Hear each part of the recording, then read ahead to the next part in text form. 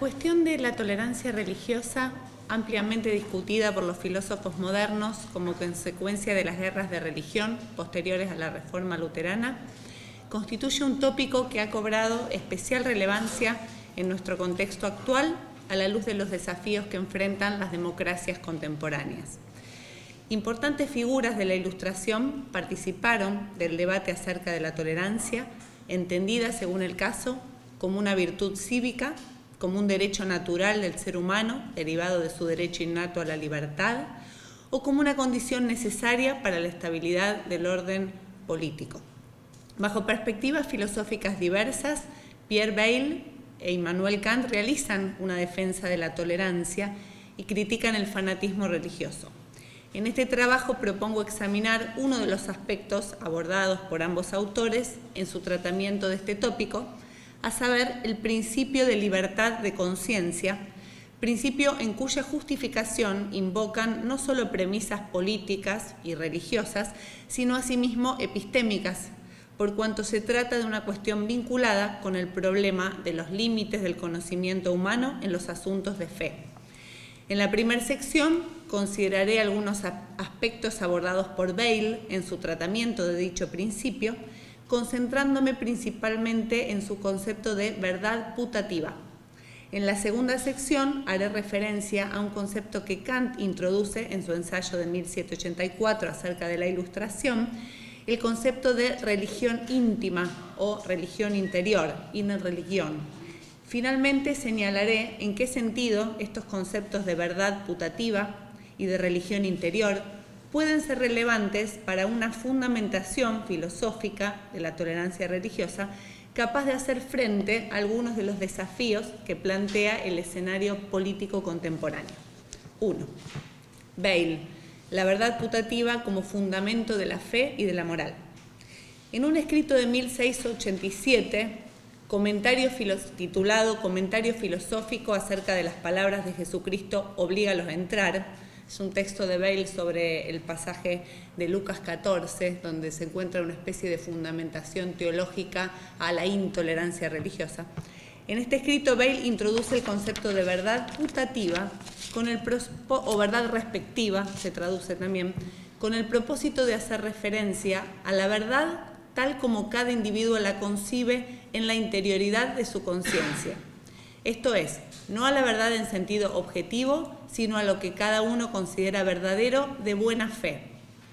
La verdad putativa es lo que la conciencia muestra a cada quien como verdadero a partir de un libre examen, y dada la imposibilidad del entendimiento humano de alcanzar certeza objetiva en los asuntos de fe, viene a ocupar esta verdad el lugar de la verdad real u objetiva. Esto sostiene Bayle. Bayle sostiene a lo largo del escrito que la religión que un individuo adopta es consecuencia del hecho contingente de haber nacido en un determinado lugar y haber sido formado bajo ciertos preceptos impartidos a través de la educación. La fe no se funda en conocimientos, sino en circunstancias fortuitas, ligadas a las particularidades del contexto cultural e histórico.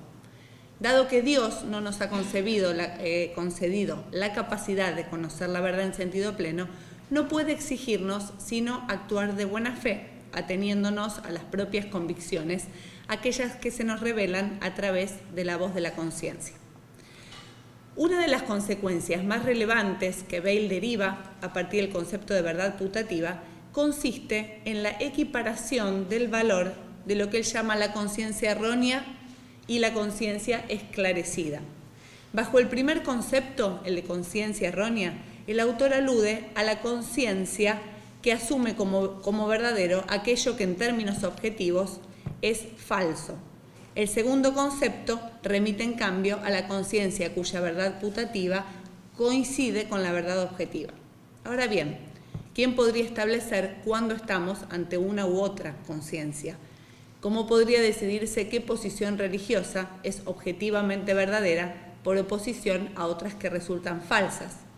Ante la imposibilidad de un veredicto definitivo en las cuestiones de religión, solo resta atenerse a la voz de la conciencia. Y aun si ésta resultara errada, si estuviese en el error, las acciones realizadas en conformidad con aquello que se tiene por verdadero podrán considerarse justas, moralmente correctas. Por el contrario, quien realice actos contrarios a la verdad putativa será merecedor de castigo, un castigo que solo Dios puede infligir, pues solo Él conoce cuáles han sido los fundamentos últimos de una acción. Solo Él puede juzgar si la acción ha sido realizada o no de buena fe. La verdad putativa es considerada, pues, en este marco, como fuente de la obligación moral. Nadie puede actuar en contra de lo que dicte su conciencia. Y para interpretar correctamente ese mandato interno es preciso someter los contenidos de fe a un examen racional libre de prejuicios. Bajo premisas ilustradas, Bayle sugiere que escuchar la voz de la conciencia es lo mismo que escuchar la voz de la razón, y actuar en conformidad con esta voz interior equivale a actuar según la voluntad de Dios. Cabe señalar, sin embargo, que en la segunda parte de su comentario filosófico, Bayle parece apartarse de estas premisas racionalistas, adoptando una posición próxima al fideísmo. Allí, en esa segunda parte, señala, en efecto, que los cristianos deben asumir los misterios de la fe en su carácter de tales y suspender la pretensión de esclarecerlos a través de la razón. Es preciso someterse a la autoridad de la palabra revelada y abandonar la búsqueda infructuosa que pretenda arribar a una comprensión racional de los dogmas de fe. Invocando argumentos del escepticismo pirrónico, Bayle declara que las opiniones y acciones humanas son mero resultado de las costumbres, la educación, las inclinaciones y el carácter, y no de conocimientos racionales. No es mi objetivo examinar aquí los motivos que permitirían explicar este cambio de rumbo en la argumentación de Bayle dentro de este mismo texto, sino solo señalar la relevancia del concepto de verdad putativa en vistas a una justificación filosófica del principio de tolerancia. Si nos atenemos a las ideas desarrolladas en la primera parte del comentario, podemos concluir que la religión no es un fenómeno que pueda reducirse al cumplimiento de rituales externos. Es una vivencia personal e intransferible y, en cuanto tal, pertenece al ámbito de la conciencia individual, privada.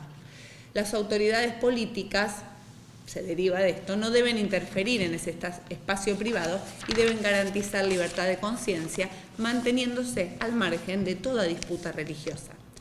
Quisiera señalar finalmente que la noción de verdad putativa conduce al rechazo del concepto de herejía y consiguientemente a la impugnación de toda persecución religiosa. Nadie es verdaderamente culpable por estar errado. La conciencia errónea y la conciencia esclarecida, es decir, aquella que se equivoca y aquella que está en la verdad, están para Bayle en pie de igualdad, siempre que se trate de creencias sinceras. A partir de estas consideraciones se esboza en el comentario un ideal de sociedad en la que conviven diversos credos religiosos, los cuales conviven a su vez con el ateísmo. Todas las posiciones deben ser igualmente respetadas, incluso la del ateo, con una única excepción, que está dada por aquellas doctrinas o creencias que supongan una amenaza para la paz pública. En la sección siguiente señalaré algunos puntos de convergencia entre estas tesis de Bayle a las que me he referido y las reflexiones de Kant en torno a la llamada religión interior, reflexiones desarrolladas en el marco de su tematización del concepto de ilustración. 2. Kant, la razón como fundamento de la religión interior. En el escrito de 1784, Kant formula la distinción, que todos conocemos, entre el uso público y el uso privado de la razón y propone algunos ejemplos para aclararla, entre ellos el ejemplo del sacerdote. Así señala que como miembro de la institución eclesiástica a la que pertenece, aquel ha asumido el compromiso de impartir ante los fieles contenidos doctrinales cuya defensa le ha sido encomendada. Sin embargo, el sacerdote retiene en cuanto docto el derecho de someter a examen crítico estos contenidos e incluso de presentar ante un público de lectores las conclusiones obtenidas a partir de ese examen, comunicando cuanto considere relevante en orden al perfeccionamiento de esa institución eclesiástica a la que pertenece.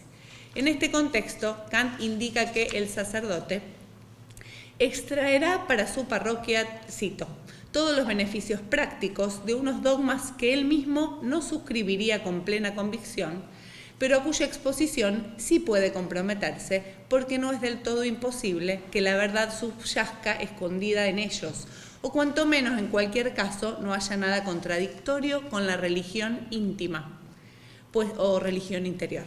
Pues si creyese encontrar esto último en dichos dogmas, no podría desempeñar su cargo en conciencia, tendría que dimitir. Fin de cita. En este pasaje se formula un criterio que permite establecer hasta qué punto resulta legítimo, en el marco del llamado uso privado de la razón, impartir doctrinas cuya verdad no se afirmaría con plena convicción. A saber, si se presentara una contradicción entre aquello que el sacerdote predica como portavoz de una institución y aquello que cree internamente, se vería obligado a abandonar la función que desempeña, pues no sería moralmente lícito declarar verdadero lo que íntimamente se considera falso. Si bien en tanto hace un uso privado de su razón, el clérigo habla en nombre de otro, es preciso, sin embargo, que su discurso no contradiga su religión íntima, y en caso de darse una contradicción, repito, debería apartarse de la Iglesia y atenerse únicamente a lo que le dicte la voz de su conciencia. Quisiera señalar que el uso público de la razón supone un proceso de inspección racional como una instancia previa y necesaria para la exposición pública de las propias ideas, siendo este ámbito público aquel en el que la razón alcanza a desplegar todas sus potencialidades, independientemente de las restricciones inevitables que rigen en su uso privado. Sin embargo, también el uso privado es un uso de la razón y es por tanto racional. La obediencia en el contexto de ciertos ámbitos institucionales es racional desde la perspectiva kantiana, por cuanto se trata de una obediencia consensuada, es decir, basada en el reconocimiento de la necesidad de normas que hacen posible el funcionamiento y la estabilidad de las instituciones civiles. El uso público es, al igual que el uso privado, un uso de la razón, pero es racional, sin embargo, en otro sentido. En el uso público, la razón despliega, como decía, sus potencialidades propias distintivas, aquellas vinculadas con el ejercicio de la reflexión crítica y autónoma. Retomando el ejemplo del sacerdote, puede afirmarse que la religión interior es una religión racional, en cuanto está fundada en contenidos que han sido depurados de componentes contingentes. Es una religión validada por la razón. En ese ámbito interno al que Kant alude bajo el concepto de religión interior, rigen únicamente los principios racionales. Allí la razón es el criterio último, la piedra de toque para la validación de los contenidos del dogma. Sin duda, en la configuración de ese espacio íntimo inciden aspectos ligados al contexto histórico particular de un individuo, aspectos que se articulan de manera compleja y modelan el espacio privado de la conciencia. Pero más allá de la incidencia de estos aspectos contingentes, que pueden estar ligados a la educación, por ejemplo, la razón conserva allí la última palabra, reservándose el derecho de rechazar aquello que no supere su libre inspección crítica. Ni las autoridades eclesiásticas ni el poder político pueden interferir en ese espacio íntimo de la conciencia, espacio en el que debe ser garantizada una absoluta libertad. Como sostiene Kant en la crítica de la razón pura, cito, siempre es útil dar completa libertad a la razón que investiga y que examina para que pueda cultivar sin trabas su propio interés, que resulta tan favorecido si se imponen limitaciones a su conocimiento como si se lo amplía, y que siempre resulta menoscabado si interviene en manos ajenas para dirigirla de acuerdo con propósitos forzados en contra de su marcha natural. Hasta ahí la cita. De la libertad, como condición necesaria para la reflexión, depende la existencia misma de la razón en cuanto facultad que debe dictar sentencia sobre cada uno de los asuntos que le incumben. Kant sostiene en el escrito de 1784 que del libre uso público de la razón depende todo progreso del género humano, todo perfeccionamiento de las instituciones jurídicas, políticas, científicas y religiosas. En lo que respecta al ejemplo del sacerdote, en tanto éste se dirija a través de escritos a sus posibles lectores, deberá servirse de su propio entendimiento y solo en la medida en que sea capaz de hablar en nombre propio, podrá contribuir a ese perfeccionamiento. En esto consiste precisamente la ilustración.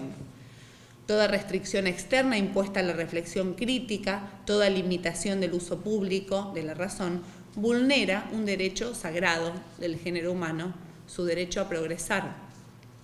Sobre la base de estas premisas, Kant reivindica el principio de tolerancia religiosa y declara que el Estado no debe interferir en lo que cada cual crea necesario para la salvación de su alma, ni debe intervenir en disputas religiosas, pues dañaría con ello, dice Kant, su propia majestad. Es en efecto indigno del poder soberano amparar, cito, el despotismo espiritual de algunos tiranos frente al resto de sus súbditos. El Estado no ha de tomar parte en el conflicto religioso, sino que debe tolerar las diversas ideas, opiniones y creencias, siempre que, y acá viene una condición importante, estas creencias no supongan un riesgo para la estabilidad del orden civil. Su dignidad, la dignidad del soberano, debe colocarlo por encima del conflicto para que pueda desempeñar así su función propia, a saber, garantizar los derechos naturales, preservar el orden y la paz, impartir justicia. Kant señala que un príncipe ilustrado nada impone a sus súbditos en materia de religión e incluso el príncipe ilustrado rehúsa el altivo nombre de tolerancia, estoy citando, dejando libre a cada cual para servirse de su propia razón en todo cuanto tiene que ver con la conciencia. Fin de cita. Aquí Kant repara acerca del significado del concepto de tolerancia, que tiende a asociar con la actitud o acción de soportar aquella opinión que no se comparte, pero que no se puede evitar. Si tolerar significa conceder un permiso, hacer una concesión, afirma Kant, entonces no será propio de un príncipe ilustrado tolerar, en el sentido de que un príncipe ilustrado no soporta ni concede, sino que reconoce la libertad de conciencia como un derecho inalienable del súbdito. A medida que se consolide el discurso moderno en defensa de la tolerancia, esta dejará de ser considerada como una simple concesión fundada en la necesidad de soportar lo que no se puede suprimir y pasará a ser concebida como una actitud basada en el reconocimiento y el respeto de la opinión diferente. En este tránsito, que es caracterizado por algunos autores contemporáneos como una transición desde un concepto negativo de tolerancia a un concepto positivo, es decir, del tolerar como soportar al tolerar como respetar o reconocer, en este tránsito resulta vital que el Estado conceda a los ciudadanos la libertad de someter a un libre examen racional los contenidos del dogma, así como la libertad de exponer públicamente, esto es para Kant a través de escritos, los resultados de este examen. Mientras que la religión exterior es de carácter estatutario, la religión interna se halla libre de tales exigencias y consiste únicamente en un asentimiento íntimo, que si bien resulta insuficiente en sentido objetivo, posee suficiencia subjetiva. En la sección tercera del canon de la razón pura, de la opinión, el saber y la fe, Kant sostiene, en relación con la distinción entre opinar, saber y creer, que, cito, opinar es un ascenso con conciencia que es insuficiente tanto subjetiva como objetivamente. Si el último es solo subjetivamente suficiente y a la vez se lo tiene por objetivamente insuficiente, se llama creer, Glauben. Finalmente, el ascenso que es suficiente tanto subjetiva como objetivamente se llama saber. La suficiencia subjetiva se llama convicción, para mí mismo la objetiva certeza. Fin de la cita. Si la opinión puede inducirnos al error, en la creencia el sujeto reconoce la insuficiencia objetiva de su asentimiento. La creencia se funda en una convicción y no aspira a alcanzar certeza, no aspira a la objetividad. Ahora bien, ¿qué es lo que puede dar sustento a la suficiencia subjetiva propia de la creencia? Sobre la base del análisis previo, cabría afirmar que aquello que resulta suficiente en la interioridad de la conciencia ha llegado a serlo en la medida en que ha sido evaluado por la razón, es decir, hay un componente racional de la creencia. Es la reflexión aquello que permite dar asentimiento a una idea. La creencia íntima ha sido validada por la razón y la imposibilidad de establecer la validez objetiva de aquello que se cree no afecta en modo alguno esta suficiencia subjetiva de la creencia. Y este tipo de suficiencia es todo lo que se requiere en el caso de la fe. La religión interior, como experiencia íntima, solo exige un asentimiento privado que puede ser alcanzado a través de una experiencia reflexiva, fundada en criterios autónomos. Al igual que Bayle, Spinoza, Locke, Rousseau o Voltaire, Kant declara que la fe no puede ser impuesta a través de medios coactivos y que el Estado debe garantizar la libertad de conciencia, un derecho que se deriva de nuestro derecho natural a la libertad.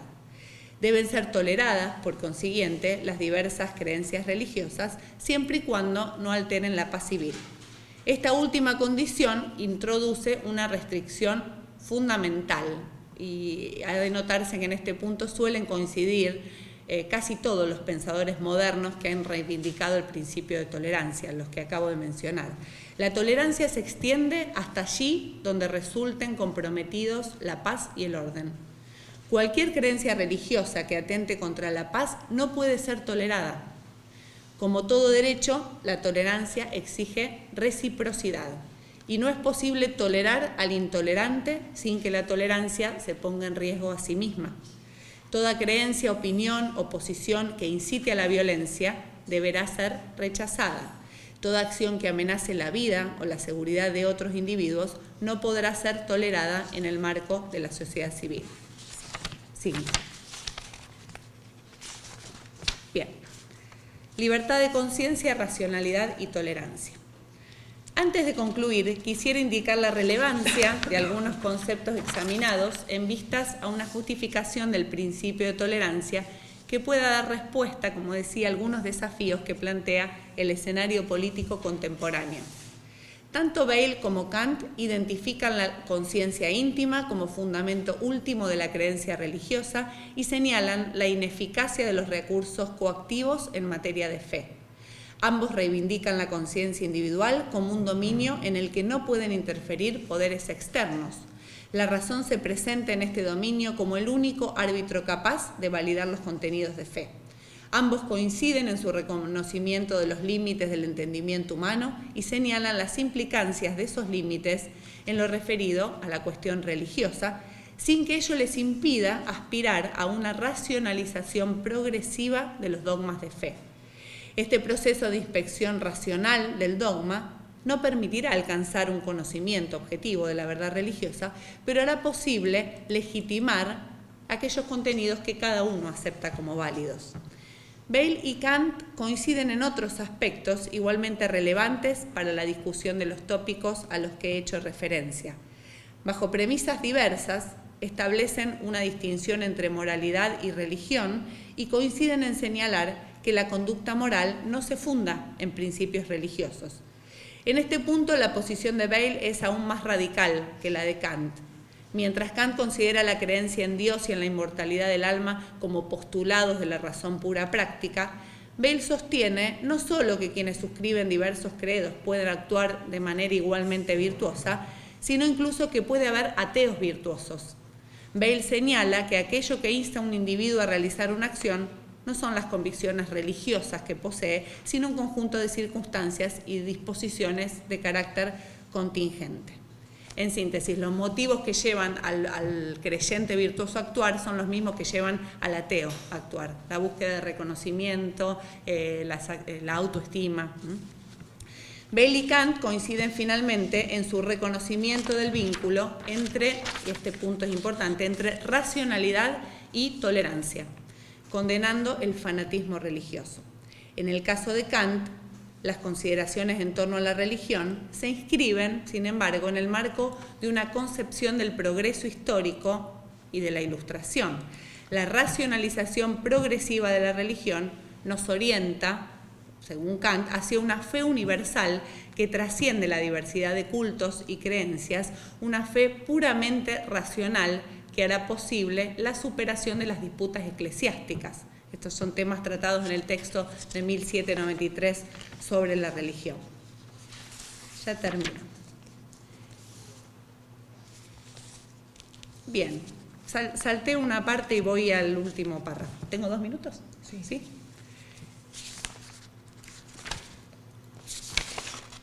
Quisiera señalar que hay quienes sostienen que en la discusión contemporánea acerca de la cuestión de la tolerancia deberían abandonarse ciertas premisas universalistas presentes en el pensamiento ilustrado. Es decir, todo el discurso moderno acerca de la tolerancia mostraría en este punto un límite en los presupuestos antropológicos universalistas. Esto hoy es más difícil de sostener. Se plantea, sin embargo, puede plantearse la siguiente pregunta: ¿cómo fundamentar la exigencia de tolerancia si se renuncia a valores que se consideran universales?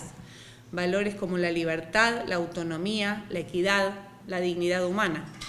Si no se admite el valor incondicionado de estos principios, ¿cómo justificar la tolerancia?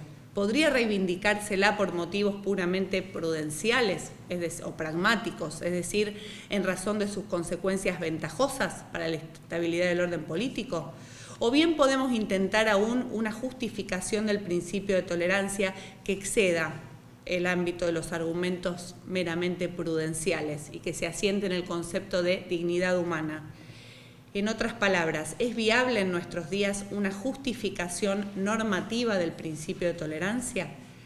Si bien esta discusión excede el objetivo que propuse para el desarrollo de este trabajo, considero que la pregunta acerca del principio del alcance de tolerancia, debe plantearse aún en términos normativos.